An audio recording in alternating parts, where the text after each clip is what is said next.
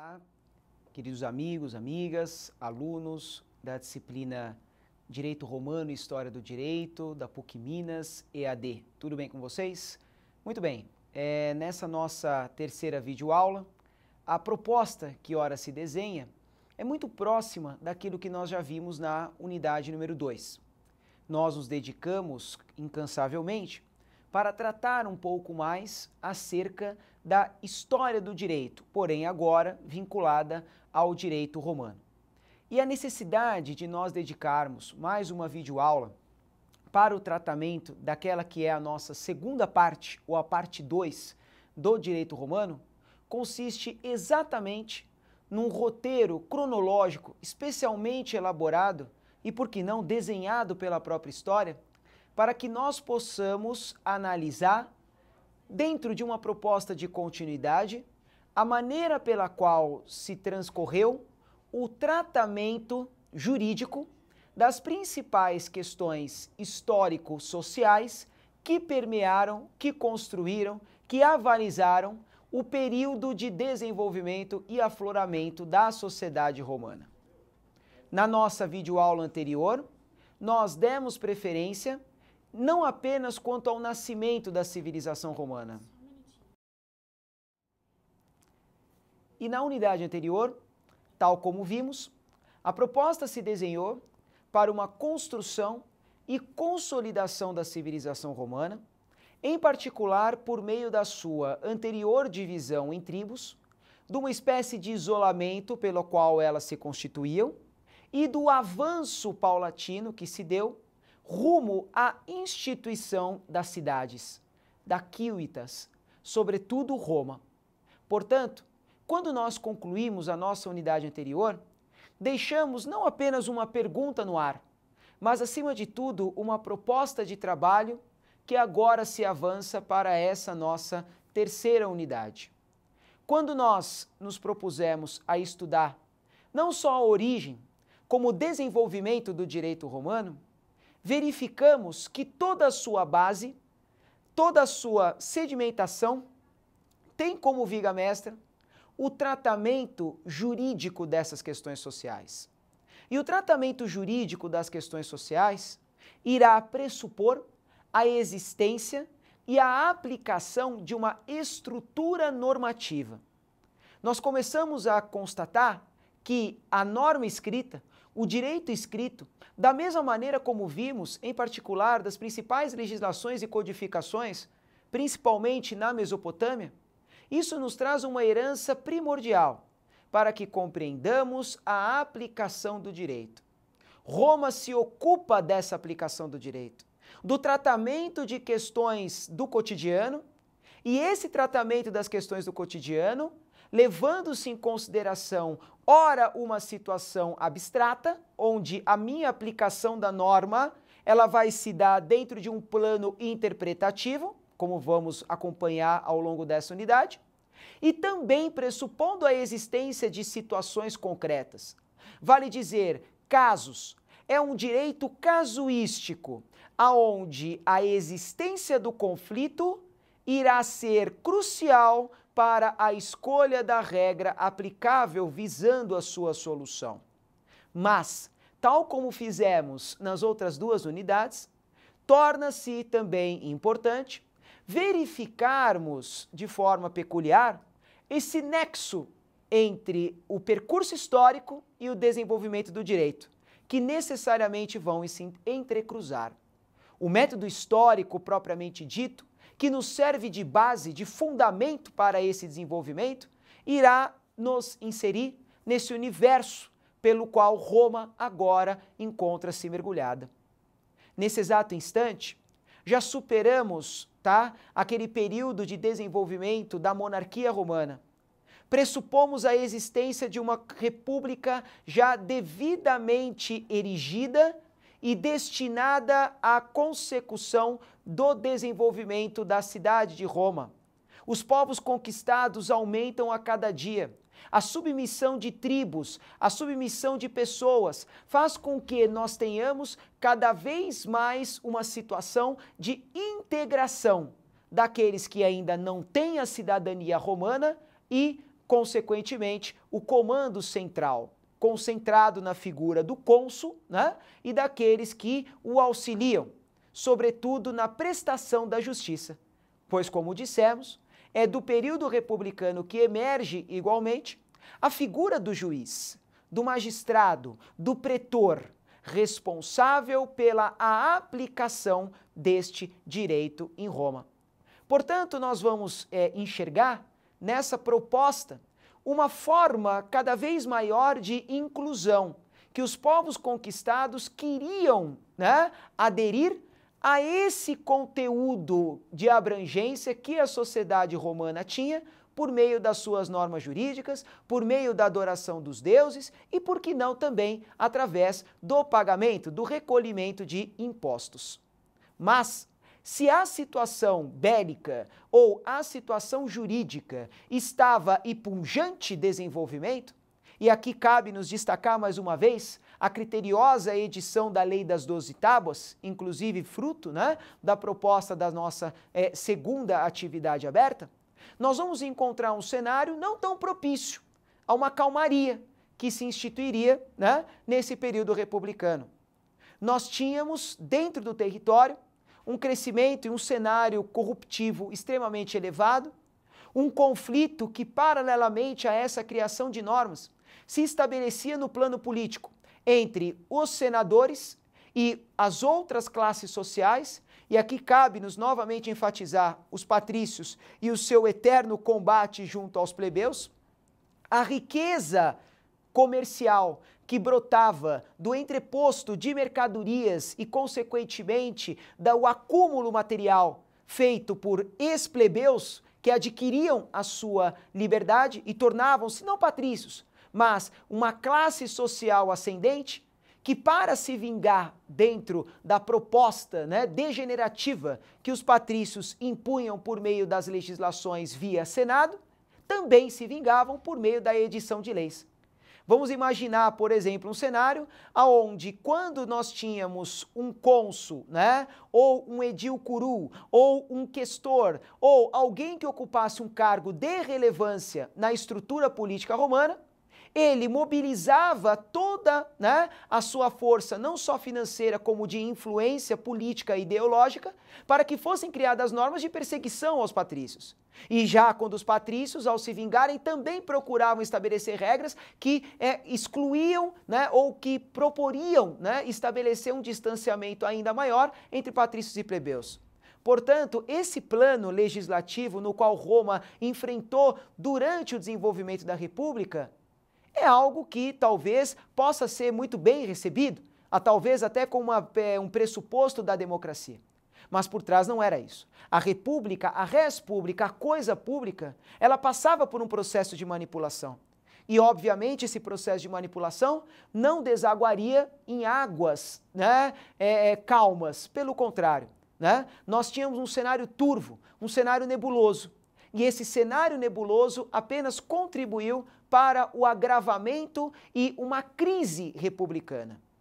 Essa proposta de crise republicana fora apresentada por generais romanos, por senadores influentes, que procuravam, cada um buscando aumentar a sua parcela nessa repartição do poder, tentar aprimorar, tentar apresentar e consolidar uma nova forma de governabilidade, mais centrada, mais fechada, mais rígida.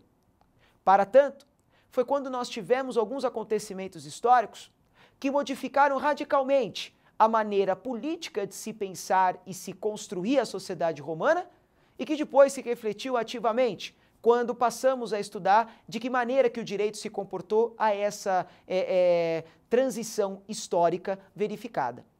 Nós vamos encontrar, inclusive, como um dos fatores históricos de preponderância e que dá início, né, à nossa terceira unidade, exatamente a chamada Batalha do Átio, ou a Batalha do Ácio, sobretudo quando Marco Aurélio, né, então responsável, né, junto com Otaviano, né, e consequentemente voltados ambos a uma mudança nessa governabilidade romana, entram em crise, um em relação ao outro. E isso provoca um afastamento dessa dupla, né, que compunha, né, juntamente com o anterior, o segundo triunvirato. E nesse chamado segundo triunvirato, né, nós tivemos uma proposta de então repartição dos territórios romanos para que esse controle pudesse ser saudavelmente erigido, saudavelmente propagado, né? Porém, tal fato não foi possível. E tanto que não foi possível que essa disputa pessoal que acabou se travando, né, pelo poder ou pela vaidade, ou simplesmente, né, pelo uso e gozo dos prazeres mundanos, isso aí me refiro a Marco Antônio, junto com Cleópatra, sua amante, que inclusive tinha já se deparado com um relacionamento anterior a César, né? Vejam vocês essa intriga histórica e amorosa que se construiu nesse cenário de transição da República Romana. Isso fatalmente não daria certo. E tanto não dá certo que nessa fuga de Marco Antônio e Cleópatra, onde vão se entrecruzar com as tropas mobilizadas e comandadas, legiões desertoras, unificadas e voltadas ao combate, capitaneadas por Otaviano, levou à derrocada e, consequentemente, à extinção desse chamado segundo triunvirato. E, por meio dessa partilha do poder que antes acontecia entre três representantes escolhidos, nomeados, ou que exerciam uma influência política sobre o Senado e sobre as centúrias, objeto inclusive da classificação da nossa unidade 2, nós percebemos que uma nova forma de poder estava sendo cunhada, estava sendo organizada para que a sua consolidação se desse de uma forma ligeiramente diferente daquilo que até então ocorria. Vencedor da Batalha do Ástio, perseguidor de Marco Antônio e de Cleópatra, culminando, inclusive, forçando, inclusive, dentro de outros fatores que talvez a história não vá conseguir nos revelar a contento, provocando o suicídio de Marco Antônio e Cleópatra, faz com que Otaviano ganhe politicamente, nos braços do povo, uma pretensa hegemonia, uma autoridade, mas uma autoridade que ainda não era reconhecida sob os padrões da República Romana. Até porque essa república, consequentemente, ela estava em frangalhos. O ato de César, ao tomar conta de Roma, ao adentrar nos portões de Roma e proferir a sua frase, alea jacta est, a sorte está lançada, tudo isso conflui para essa mudança. Uma mudança que começa a ganhar ares imperiais, ou seja, a constituição de um império, até que Marco Antônio, aclamado pelo povo, recebendo uma verdadeira procuração de Roma para restabelecer a república, a devolve aos braços do povo. Mas a que preço? Será que essa batalha frente a Marco Antônio, Cleópatra e todos os interesses autoritários e ditatoriais que rodeavam os ares romanos, será que isso era suficiente para que ele cumprisse a sua missão? Talvez não. Nós vamos perceber que é a partir desse ponto que Otaviano coloca em movimento aquele período que, para parte dos doutrinadores, e nós procuramos apresentar esses doutrinadores dentro da nossa proposta, da nossa orientação de estudo, vamos nos defrontar com um período que se inicia sob a rubrica, sob o nome de Principado. Outros já procuram associar esse roteiro ou esse eixo histórico ao período do Alto Império. Vamos talvez optar por ora esse período do Principado. E quando eu falo Principado, notem que o Principado não tem relação inicial com a monarquia. E aí você vai pensar, bom, Principado vai advir de príncipe, né? Talvez alguém com título de nobreza. Não necessariamente. Essa terminologia Principado invoca, primeiramente, o título que for atribuído a Otávio Augusto, graças aos seus feitos conquistadores, graças ao seu triunfo conquistado de retomar o período republicano que Roma perdera.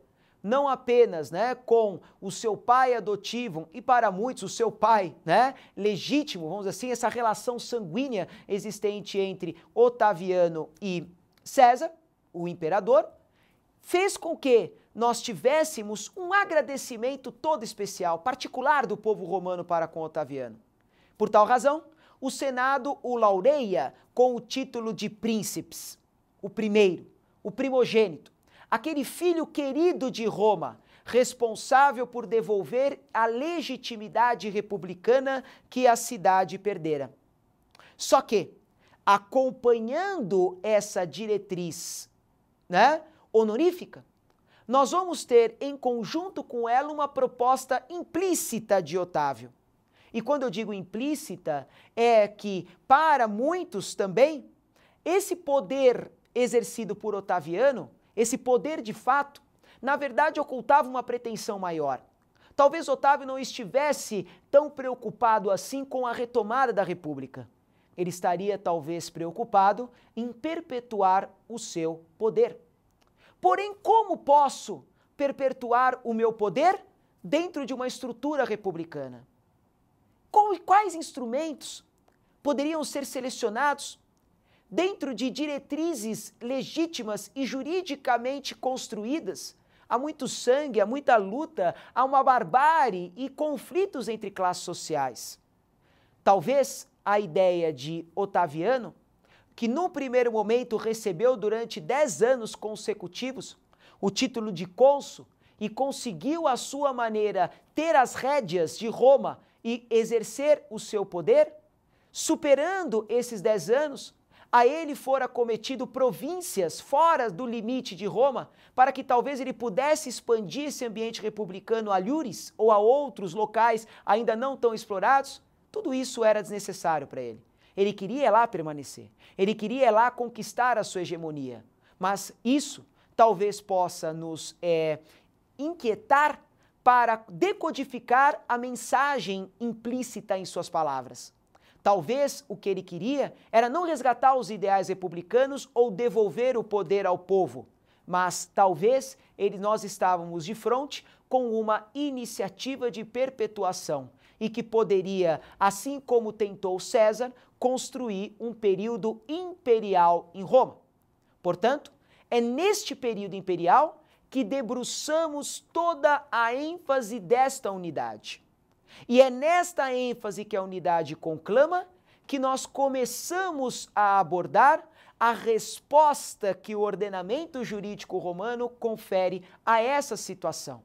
E logo de cara, nós vamos perceber que a conquista do poder por Otávio passava, tal como inclusive muitos e muitos séculos depois, já vai nos confirmar o justo filósofo Rudolf von Jhering, é aquela relação entre a espada da justiça e a balança, ou entre o poder e o direito, onde o direito sem o poder, ele perde muito do seu instrumento de coerção, de imposição normativa, ao passo que o poder sem o direito, ele se transforma num vazio, num hiato, num abissal espaço lacunoso, aonde necessariamente eu não vou conseguir ou eu vou precisar buscar respostas da população para os meus mandos. E isso vai fazer com que o período imperial e o direito, eles venham a encontrar um entrelaçamento muito íntimo. E esse entrelaçamento, novamente, vai nos lançar, vai nos altear a reflexão conveniente que se estabelece, em particular sobre as chamadas fontes do direito. E são essas fontes do direito que concentra a essência do estudo dessa nossa unidade 3. Como vimos, a predominância das fontes do direito no período imperial, ela tem de ser compreendida à luz de um ambiente político extremamente restritivo aplicado pelo príncipes. Otávio, agora recebendo mais um título honorífico, agora na qualidade de Augusto, sagrado, soberano, absoluto, começa a colocar em prática alguma de suas intenções, onde parte delas converge para uma espécie de tolimento tácito, dos principais direitos e garantias conquistadas pelas castas ou pelos estamentos sociais durante o período republicano. Para tanto, vamos tentar nos concentrar, sobretudo diante de duas fontes do direito de menção ou equiparação junto ao período republicano. A primeira delas, a qual posso fazer coro, diz respeito às já conhecidas e consolidadas leis comiciais. Como vimos na unidade 2, as leis comiciais eram aquelas provenientes da reunião promovida por parcelas ou camadas não apenas da população, como de classes sociais especialmente organizadas para tanto. Basta citar, por exemplo, as comítias ou comícia centuriata, ou a concília ou comitia plebis, ou também a reunião ou assembleia dos patrícios. Ou seja, nós tínhamos uma irradiação dessas fontes do direito para que cada um desses órgãos pudesse, à sua maneira, estruturar e construir a sua maneira, e a sua norma aplicável à classe social ou até em determinados momentos, ou dependendo da matéria tratada, até a própria urbe, a Roma como um todo. No reinado ou durante o Império de Otaviano, e essa minha interjeição ela foi proposital, sobretudo para mostrar para vocês que, na verdade, este principado, ele tinha um certo ar de monarquia disfarçada. Isso provocou logo de cara com que Otaviano retirasse, subtraísse, diminuísse paulatinamente a autonomia das leis comiciais. Isso pode se dar, e aqui nós até trazemos exemplos no nosso roteiro de atividade e também, consequentemente, na nossa resenha de estudo para vocês, no exemplo que trago da Lex Fufia Caminia, onde o principal objetivo desta legislação consistia numa dificuldade para a concessão da liberdade a um determinado escravo. Ou seja, era muito comum, respeitada esta autonomia que na República atribuía especial característica ao particular, que desejasse, como ato de última vontade, conferir a liberdade para um ou mais escravos, tal como fosse incorporado esse direito a ele. Já no reinado de Otaviano, ou consequentemente no Império de Otaviano, nós vamos perceber o quê? Um movimento de alteração dessas características, até que se chega ao momento, por meio da Lex Fufia Caminia, aonde a quantidade de manumissões, ou seja, concessão de liberdade via testamento, ela vai se limitar não só quantitativamente, ou também qualitativamente. Basta lembrar também outras leis comiciais que foram sendo paulatinamente alteradas em virtude do poder imperial, consistente, apenas a título de exemplo, com a cada vez mais restrição imposta para o casamento entre pessoas de castas diferentes. Isso pode ficar muito bem claro na Lex Lulia de Adulteris ou na Lex Julia de Adulteris, ou na Lex Julia de Maritantes Ordinabus. Ou seja, quando nós tínhamos restrições para casamento entre castas diferentes. Aqui a tentativa do César, a tentativa do imperador e, consequentemente, do Augusto, do escolhido para a conquista e, consequentemente, a condução da governabilidade de Roma, era tentar purificar estes que receberiam o status da cidadania romana. A consequência disso pode ser encarada como um retrocesso diante do período republicano, onde, graças à lei das 12 tábuas, permitiam-se esse relacionamento, essa interação subjetiva oriunda de pessoas de classes distintas. Agora nós vamos ter uma restrição cada vez maior neste cenário. Portanto, não podemos deixar de abandonar essa ideia de que as lex comiciais, elas vão sendo aos poucos subtraídas desse poder pleno concedido às castas sociais e transportados para uma seara cada vez mais recrudescedora do poder imperial.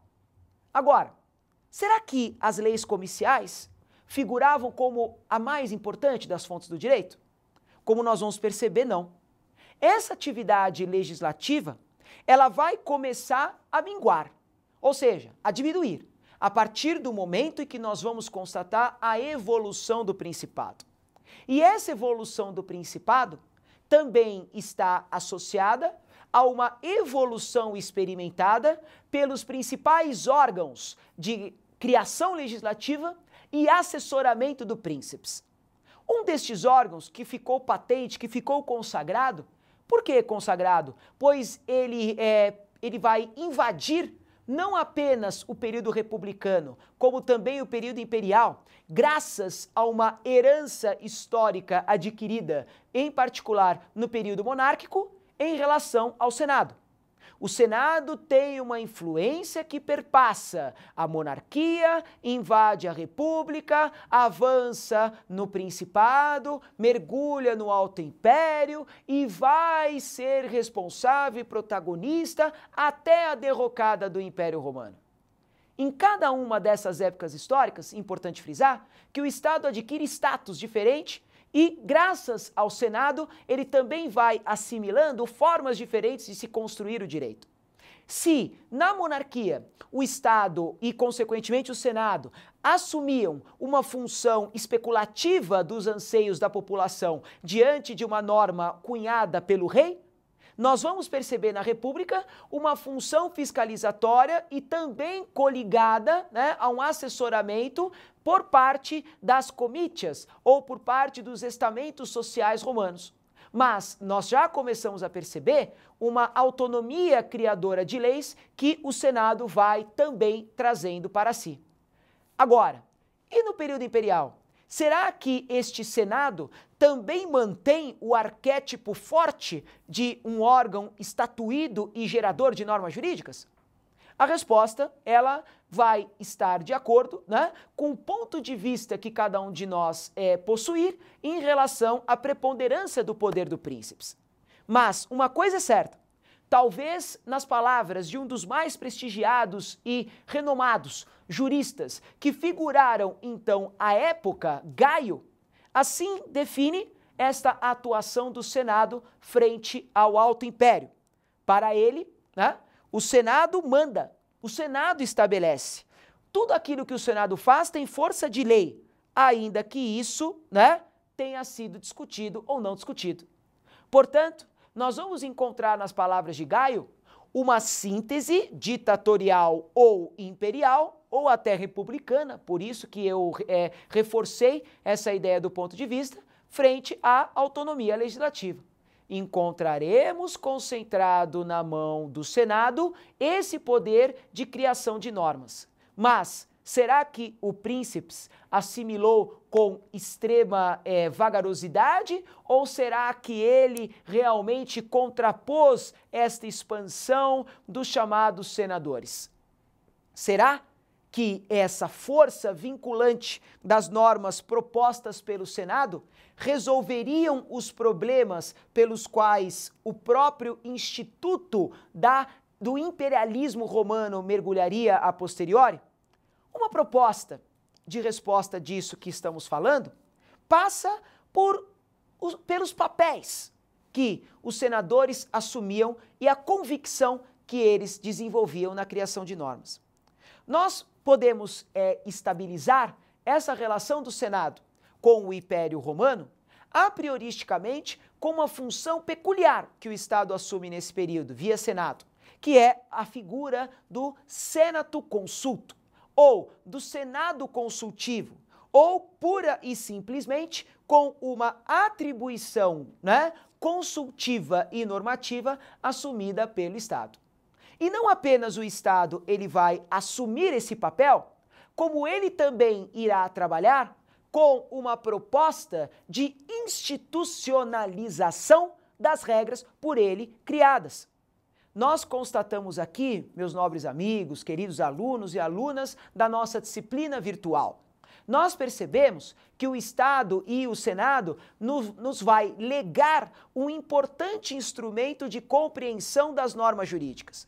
Para tanto, aconselho-lhes novamente uma percepção da nossa proposta de estudo vinculada à resenha, aonde aflorar a partir do estudo do Senato Consulto vai nos transportar para um cenário institucional de criação da norma.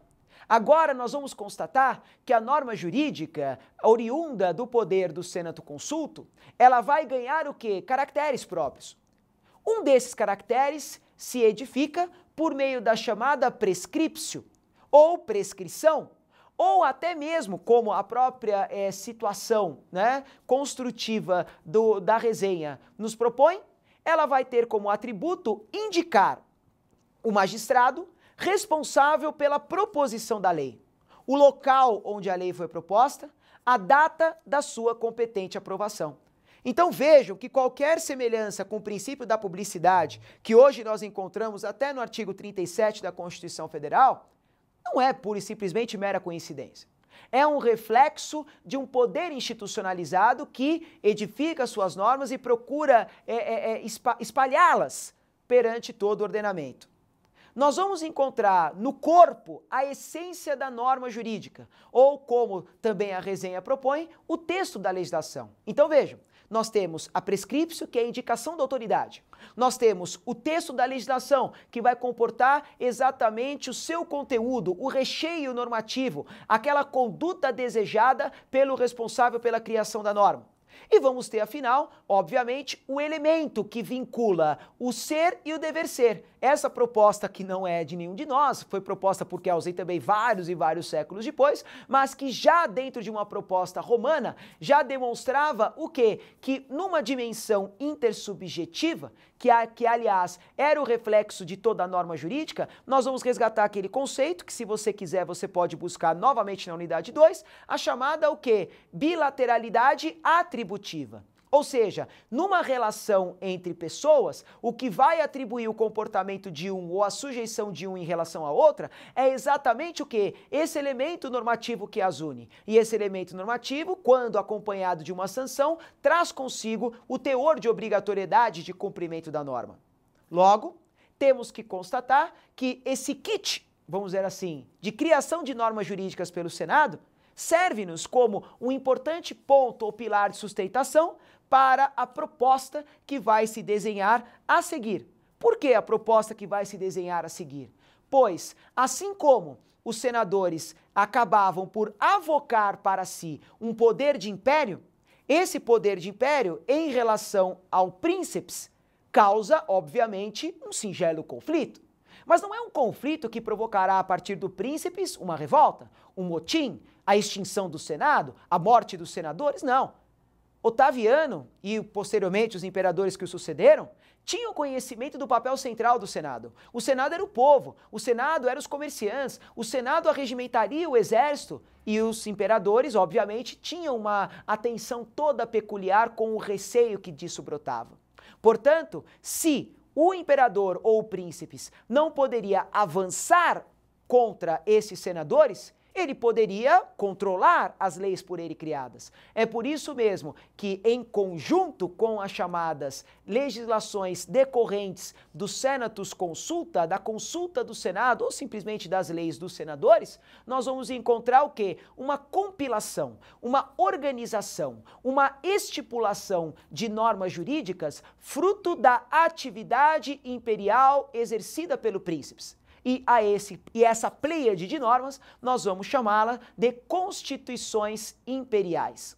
Essas constituições imperiais, como vamos constatar, ela vai não apenas criar raízes nesse período imperial, ela vai prosseguindo até a extinção do Império Romano. Pois, como iremos perceber, cada imperador, da sua maneira, necessitava organizar esse conjunto de normas, avocar esse conjunto de normas para si. Logo, ele precisava organizá-las. E essa organização se decorreu por meio das constituições e da competente subdivisão que nós vamos estudar a partir de agora.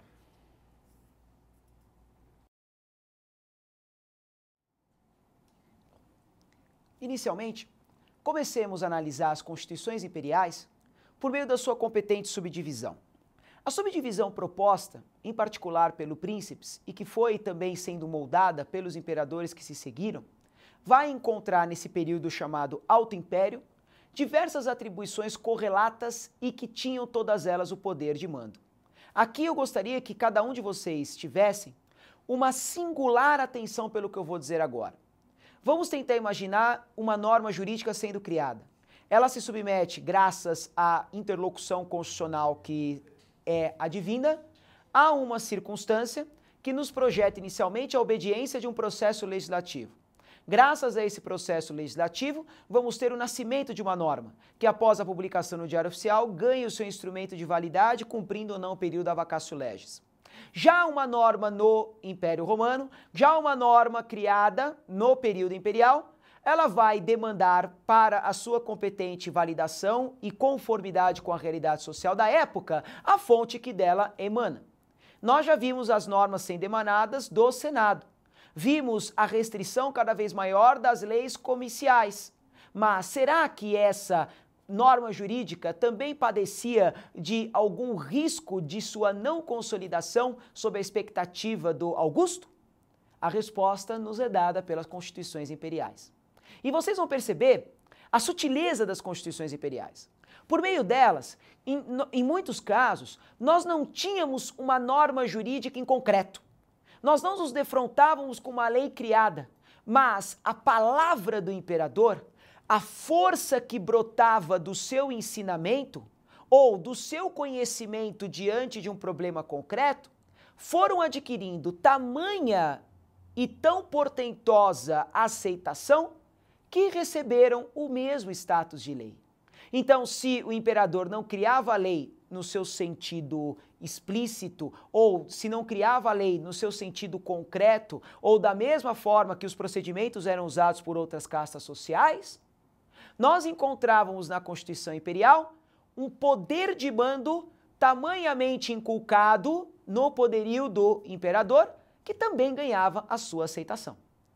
A primeira dessas formas que vamos nos defrontar se dá por meio dos chamados mandatos, ou comandos diretos, que representavam uma intervenção da autoridade imperial diante de problemas do cotidiano, porém dirigidos à administração de Roma.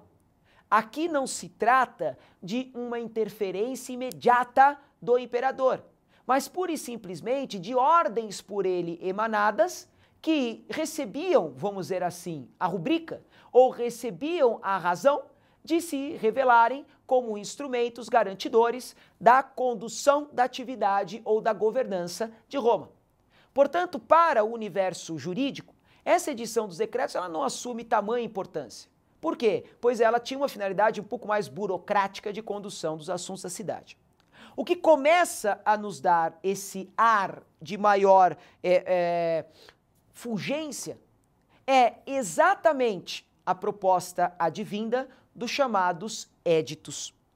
O édito acaba sendo, no período imperial, um dos mais relevantes instrumentos de consolidação do ordenamento jurídico. E por quê? Pois, se no período republicano a profusão, a eclosão da criação de normas jurídicas tinha por finalidade aproximar a sociedade da publicidade das leis, agora, no período imperial, nós duplicamos esse procedimento. Agora parte-se do princípio de que uma lei ela pode ser criada, submetendo-se à criação pelas leis comiciais ou sob o reclamo da funcionalidade das comitia, ou pela influência do senatus consulta, e agora acrescenta-se mais um poderoso ingrediente, que é o imperador. O imperador cria os seus éditos. Esses éditos, por sua vez, partem do pressuposto da existência do chamado ius edicendi, ou do ius respondere. É o poder de imperium do responsável, do príncipes, a serviço da interpretação do direito.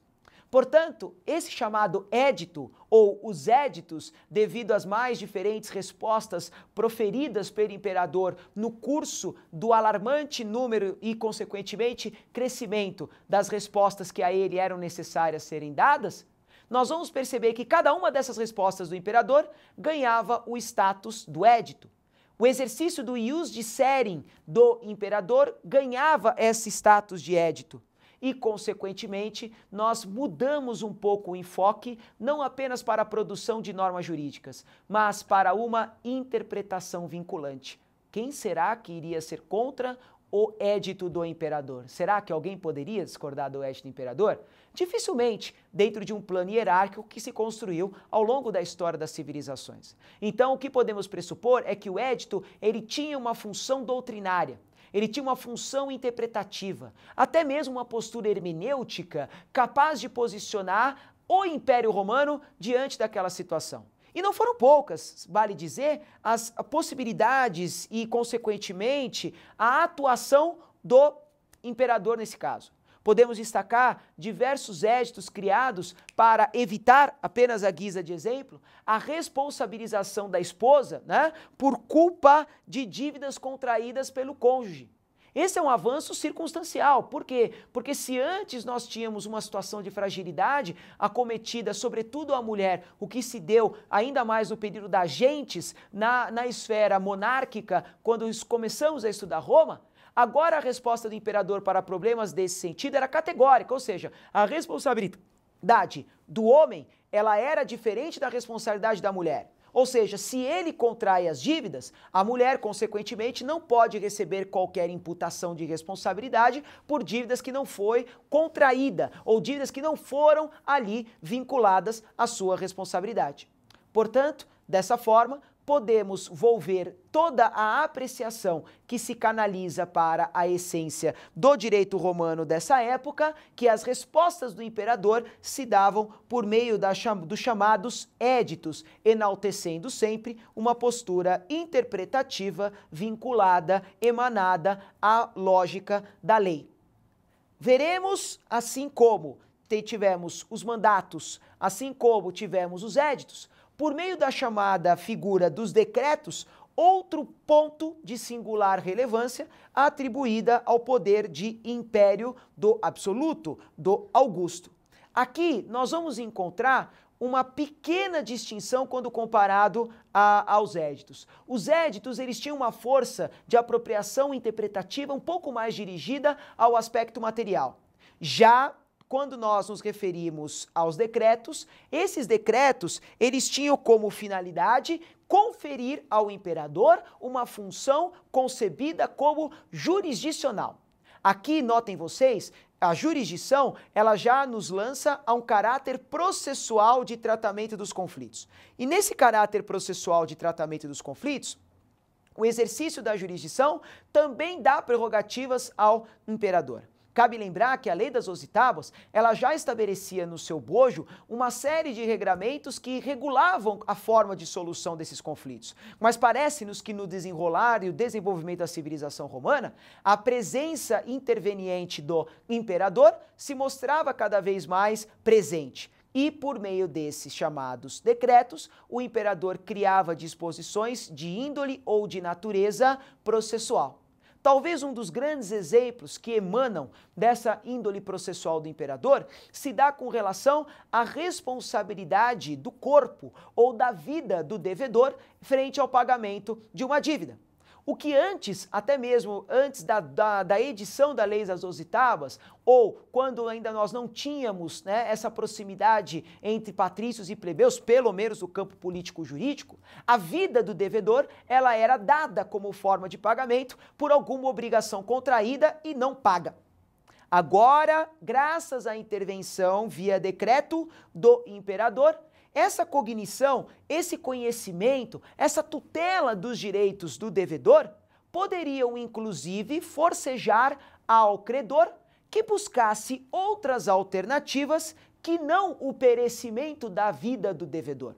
Percebam agora que nós temos, graças a essa intervenção do imperador, a busca por bens, não a busca por vida. Logo, esse conceito de escravidão, logo o perecimento da vida, começam cada vez mais a entoar um caráter humanístico ao exercício da jurisdição. Agora, o próprio processo civil romano, como vamos ver a seguir, ele acabava sendo paulatinamente conduzido para um status de maior equilíbrio entre as partes, ainda que uma fosse credora e outra fosse devedora. Mas mesmo assim, eu tinha que ter regras essas criadas por normas jurídicas, mas complementadas pela própria atuação do imperador, direta e objetiva. Por fim, já que falamos dos mandatos, dos éditos e dos decretos, terminamos por meio das chamadas epístolas, um exemplo de propagação consultiva e intencionalmente vinculada ao poder do imperador. Nota-se aqui que a tarefa da epístola consiste em consultas formuladas sobre os mais variados assuntos para o imperador. E o imperador detinha a responsabilidade de responder essas consultas. A sua resposta pressupunha a obediência restrita. A sua resposta determinava o poder de mando que recaía na solução de uma determinada causa. Percebam vocês que trago, no exemplo que lhes fora propiciado na resenha, a situação aqui construída da cidade chamada Sábora, aonde, para que fosse considerada a possibilidade de transposição da cidade, que se localizava numa região montanhosa, portanto de difícil cultivo, plantio da terra, tratamento dos animais, que essa cidade fosse deslocada para um local mais plano, pois aí o crescimento da cidade poderia ser mais factível, teríamos plantações prósperas e teríamos aquilo que Romano gosta, que é o poupudo pagamento de impostos. Eu poderia ter essa atitude unilateralmente? Claro que não. Precisava consultar o imperador a respeito dessa situação. Aí vamos lembrar, o édito era a resolução dele para um conflito jurídico que muitas vezes se credenciava no aspecto material. Os decretos no âmbito processual, os mandatos, dirigidos à administração da coisa pública. E as epístolas eram essas consultas. Então, a essas epístolas, nós até poderíamos aqui associá-la uma competência residual, ou seja, para aqueles casos generalizados aonde o receio, aonde o risco envolvido pela decisão da autoridade local, obviamente, cobrava uma postura oficial do Império Romano. Portanto, essa tarefa é uma tarefa estratégica, é uma incumbência toda particular destinada ao imperador para resolver assuntos desta magnitude. E esta fonte, meus caros, das chamadas constituições imperiais, ela ganha relevo, porque nós não tínhamos esse tipo de mandamento na República. Na República tudo era descentralizado. Na República o cônsul ele tinha muito mais uma premissa de gerir a coisa pública do que ter uma vinculação muito próxima. A decisão dele sequer às vezes era vinculante, pois poderia ser ali questionada ou até mesmo receber o influxo de uma opinião divergente por parte do outro cônsul. Até porque nós tínhamos dois cônsules que no período republicano eram responsáveis pela gestão da cidade de Roma e, consequentemente, dos territórios por ela conquistados. Então aqui, outro ponto marcante, forte centralização, um definhamento cada vez mais visível dos poderes constituídos e, consequentemente, essa via de concentração de poderes nas mãos do imperador. E para que caminhemos nessa nossa proposta já de finalizar as fontes do direito, nós vamos encontrar na jurisprudência talvez o arcabouço mais próximo da nossa realidade contemporânea. E por que mais próximo da nossa realidade contemporânea? Não apenas porque a jurisprudentia, ou o direito prudente, a decisão prudente e concebida, repousante no estágio de equilíbrio e harmonia, ela poderia ser facilmente constatada. Não apenas por isso, mas pelo fato de que o Império Romano confere à jurisprudência um papel único, um papel singular, que comparativo às demais formas e fontes do direito, realmente constitui uma vanguarda.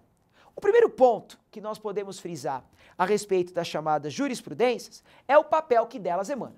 Portanto, a jurisprudência para o direito romano constitui uma fonte subsidiária do direito. E por que uma fonte subsidiária? Pois, a partir do momento que nós não encontramos na norma jurídica a essência explicativa ou interpretativa de um determinado conflito social, nós temos que nos socorrer a um subterfúgio. Nós temos que nos socorrer a algo que nos dê segurança de que aquela decisão vai ser respeitada.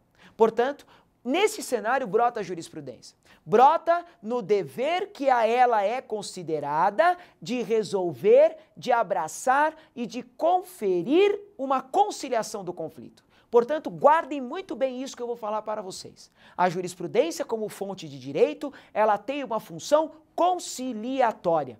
E não apenas uma função conciliatória. Ela também vai botar ou colocar em movimento um raciocínio jurídico direcionado à solução do problema. Então veja só o impacto dessa jurisprudência. Ela tem uma dupla tarefa: resolver a controvérsia e, ao mesmo tempo, decidir racionalmente o conflito.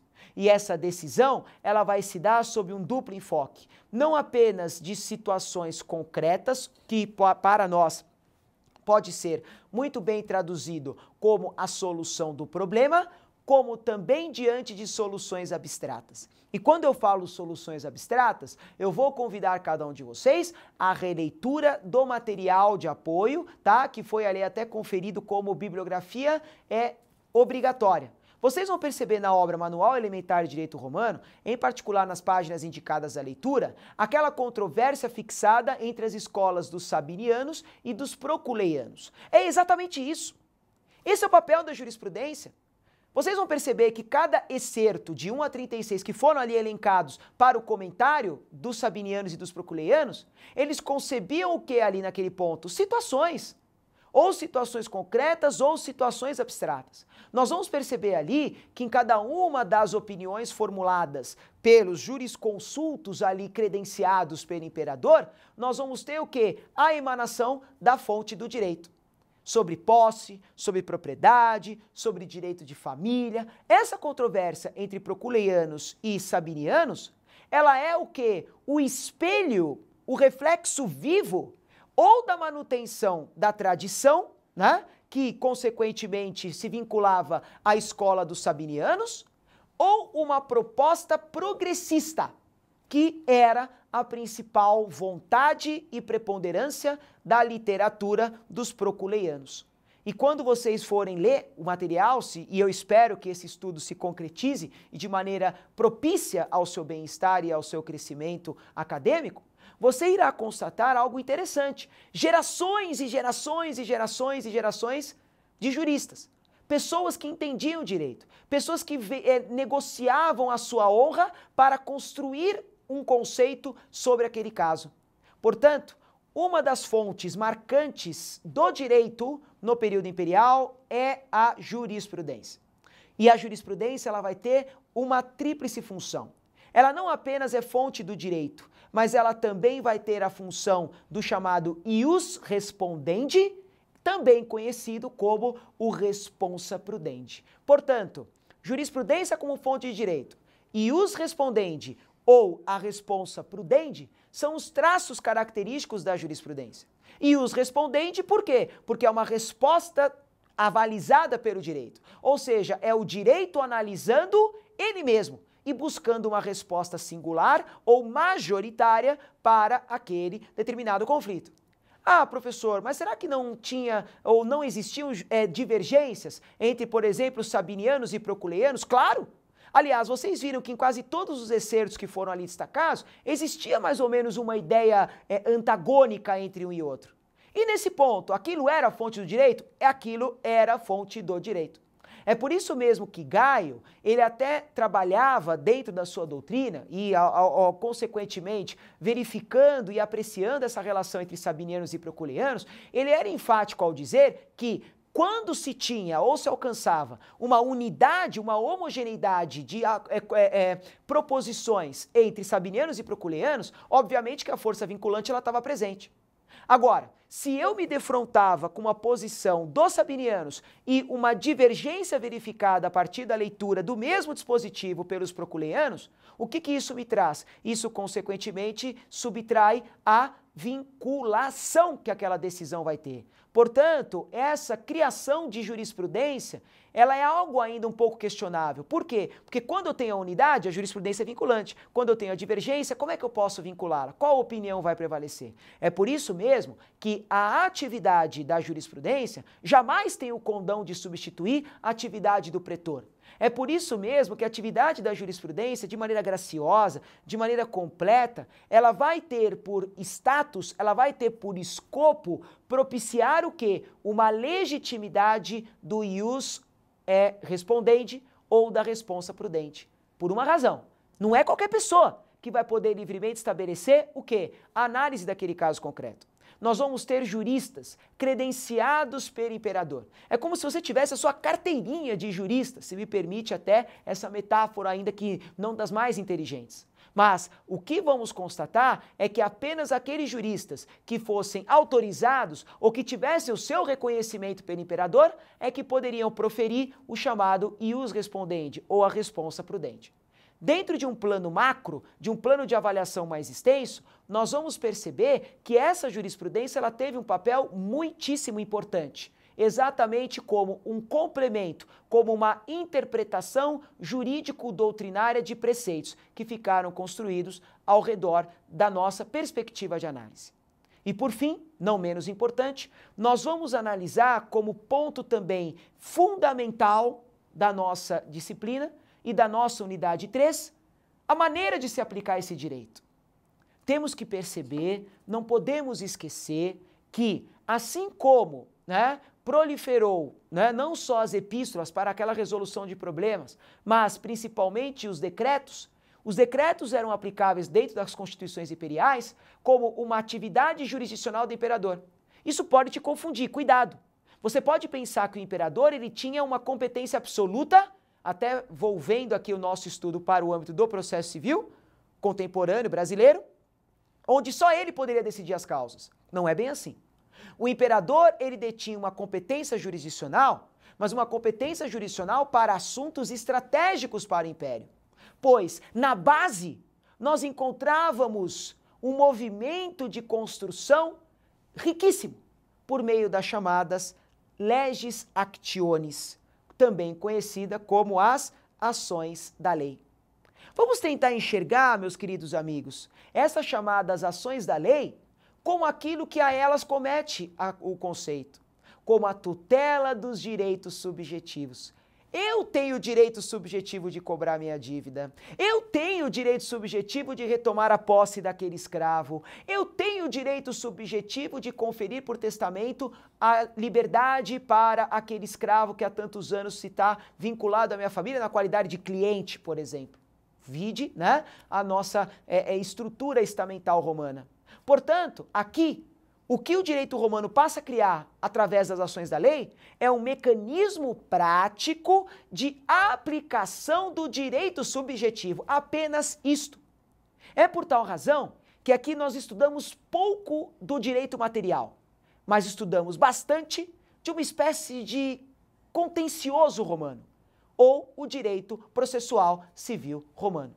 Para tanto, vocês irão verificar que esse processo civil romano ele vai acabar recebendo uma subdivisão por meio das chamadas ações da lei, onde nós vamos ter exemplos como a legis actio sacramente, ou a actio sacramente, ou também até transportando para o nosso vernáculo a ação sacramental. Vamos ter a manus in exequio, vamos ter a iudicis postulatio, vamos ter as ações ditas como per condicio, até chegarmos na pignoris capio. 5 ações diferentes. Mas para nós, senhores, que fique bem claro, até para a nossa segunda avaliação que já está se aproximando, a relevância, inclusive para a nossa avaliação, ela vai ser destinada para as chamadas características gerais. O que eu vou pedir para vocês é uma atenção especial às características gerais das ações da lei. Vamos prestar atenção na nossa resenha de estudo. Vamos prestar atenção no texto de leitura obrigatória, muito rico, muito coerente, muito sóbrio, que fala bastante a respeito dessas ações da lei. Algumas características vão ficar evidentes. Primeira delas, ações da lei são rígidas. Ações da lei são rituais. Ações da lei são fórmulas. Ou seja, eu não posso escapar daquele movimento específico que a mim é cobrado por exercício do meu direito subjetivo. Bruno, o que você quer dizer com isso? Eu quero dizer para você, de maneira muito clara e objetiva, que o processo civil romano não admite erros. O processo civil romano, ele se concentra no pronunciamento de palavras, de rituais, de gestos, de manifestações criadas pelo âmbito do pretor, do juiz. Talvez, para que nós possamos consolidar o nosso entendimento, e ficar claro para nós, eu proponho aos senhores acompanharem atentamente a leitura de um parágrafo apenas do exemplo de uma clássica ação da lei, se me permite. o vindicante, empunhando a varinha, tomava a coisa. Por exemplo, um escravo, né? Dizendo, eu digo que este homem é meu por direito dos quirites, segundo sua situação jurídica. Ponto final. Aqui só algum reparo. Quando eu digo que este homem é meu, aqui estou fazendo alusão à leitura da ação da lei, sem qualquer outra, né, compreensão diferenciada. Mas, aqui, notem bem, a sucessão de formalidades. O vindicante empunhando a varinha, tomava a coisa, por exemplo, o escravo, toca a varinha no ombro do escravo e pronuncia a frase, este homem ou esta pessoa me pertence. É o ritual, é o formalismo. Se a pessoa não estivesse com a varinha e não tocasse essa varinha no ombro do escravo, eu não tinha uma ação da lei. Eu não tinha processo em Roma. Por quê? Porque o processo em Roma pressupunha essa formalidade. A varinha era um instrumento de propriedade. Tocar a varinha significa eu tornar aquilo meu. E o escravo era considerado, ainda não se permitia um reflexo mais contemporâneo e acertado e justo, como hoje já foi totalmente abolido, né? No que tange a escravatura. Portanto, nós vamos constatar, meus caros amigos, que o período das ações da lei tem como sua natureza jurídica a aplicação nos casos concretos. E essa aplicação dos casos concretos, com intensa formalidade, com intenso ritualismo, com intensa obediência aos ritos, vai nos trazer a principal palavra que norteia isso, que é a chamada jurisdição. Jurisdição, ou como no seu correlato latino, a iuris dictio. Dictio, pronunciar, dizer, iuris, direito. Portanto, nós vamos encontrar o quê? A dicção do direito, dizer o direito. Ora, quem é que pode dizer o direito? Esse alguém que pode dizer o direito é o Estado, é Roma. Por meio de quem? Por meio do juiz. E tomemos cuidado aqui. Nessa situação de consolidação do processo civil romano, nesse período chamado de ações da lei, nós vamos ter, dentro desse ritualismo, dois momentos bem característicos. Um deles é conhecida como a fase in iure e a outra é chamada de fase apud iudicem. Nesta primeira fase in iure, quem recebe as partes para ouvi-las é um juiz ou o pretor. É o representante do Estado, é aquele nomeado pelo imperador para o exercício desse importante cargo. Ele ouve as partes pronunciam a fórmula, e ele vai pedir que essas partes retornem dentro do prazo de 30 dias para que seja escolhido alguém do povo. É mágico isso. Percebam que o pretor, ele não tem essa tarefa diretamente vinculada ao julgamento. O pretor, ele é um fiscal do Estado que ouve a fórmula, ouve o rito, ouve, né, a tradição que elas pronunciam por meio de palavras e transforma isso num caso concreto, num processo. Portanto, pronuncio a fórmula corretamente? Varinha no ombro do escravo. É uma fórmula. Sim. Pronunciei corretamente? Sim. A partir desse momento, o meu caso entra na esfera processual do direito romano. Como? Aguardo 30 dias para a escolha da figura do iudex, também chamado de juiz popular. Este juiz popular não tem o status de um pretor, não é um pretor, mas ele tem uma função talvez mais importante que a do pretor, que é qual? A de decidir os casos concretos. Portanto, quem decide uma contenda sobre direito das obrigações, quem decide algo sobre o casamento, quem vai decidir se aquele testamento é válido ou se aquele escravo é do seu dono ou da pessoa que o reivindica se for terceiro, não é o pretor. O pretor escuta a fórmula e ele vai sanear o processo, ele vai retirar as impurezas que sobre ele percorrem. Ele vai transformar isso numa decisão do caso concreto, onde nós vamos encontrar a figura do juiz popular. Este sim, alguém do povo, escolhido dentre cidadãos ilustres do império. Podem ser senadores, podem ser comerciantes, podem ser viajantes, pessoas que tenham a cidadania romana. É por isso mesmo que eles até eram escolhidos a partir do álbum, né? Hoje álbum conhecemos como álbum de figurinhas, eles tinham o seu álbum de juízes populares. Portanto, amigos, vamos apenas recapitular em poucas palavras no final da nossa videoaula.